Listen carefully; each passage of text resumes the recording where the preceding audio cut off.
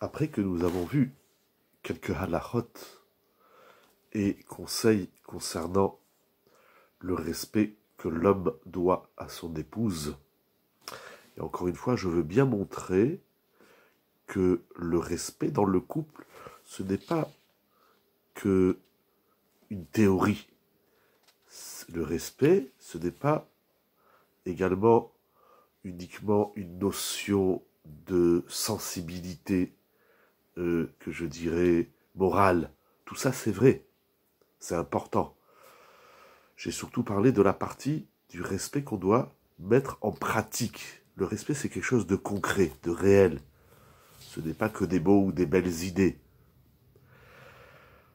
Nous allons voir quelques halachot et notions, encore une fois, pratiques du respect que la femme doit à son mari. Et je vais commencer par un sujet qui va vous faire rigoler, c'est tout à fait normal parce que les cultures ont changé.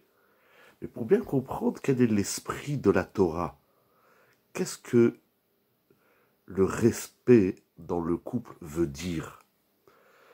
Ce fléau du divorce ou des mésententes conjugales ou des conflits des couples, c'est parce qu'on ne veut pas entendre le Da'at Torah, l'esprit de la Torah, pour ce qui est du couple. On pense qu'on peut s'en sortir tout seul et que le couple, que chacun vit avec son épouse et que chaque femme vit avec son mari, c'est un ressenti que, voilà, ben moi je pense que c'est comme ça. Certes, il y a de ça, il y a la spontanéité, bien évidemment, le naturel, mais il y a des notions de base qu'il faut savoir.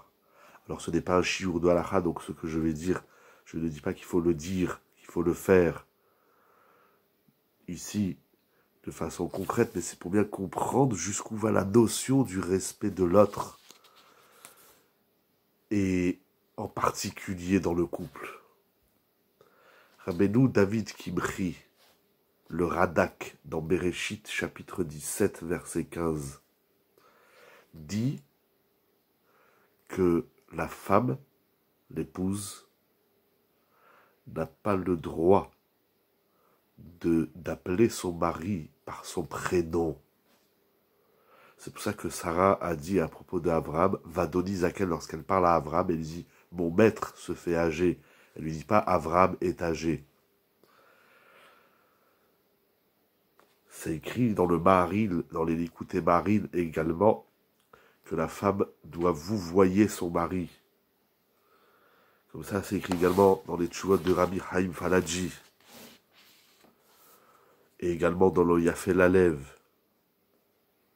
Avot des Rabbi Nathan, c'est des Midrashé Chazal, Perikalef ala Chavav, dit que Chava, lorsqu'elle parlait à Adam Arishon, elle l'appelait mon maître, Rabbi. Alors je le dis bien, encore une fois, ce n'est pas une halacha.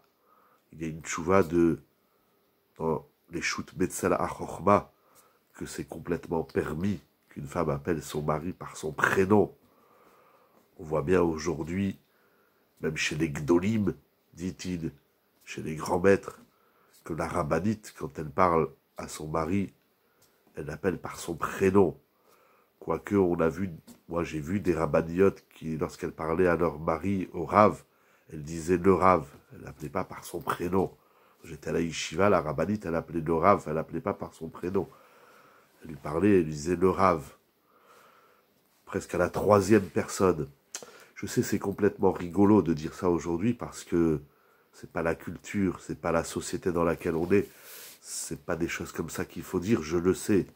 Et c'est encore une fois pour montrer l'extrême importance du rapport que l'épouse doit avoir avec son mari. C'est sûr que si une femme, elle pense que son mari, c'est un guignol, si elle pense que son mari, c'est une marionnette, et elle lui parle comme ça à tout va et n'importe comment, eh bien, c'est-à-dire si elle le dénigre, si elle ne reconnaît pas sa valeur, alors ça ne peut que conduire à des catastrophes.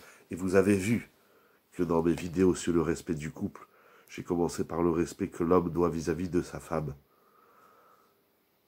Le kavod dans le couple, ça ne va pas que dans un sens, c'est à double sens. Encore une fois, c'est pas un cours d'Alaha pour dire, voilà, dorénavant, madame, ton mari, tu vas le vous voyer ou tu vas aller lui parler à la troisième personne.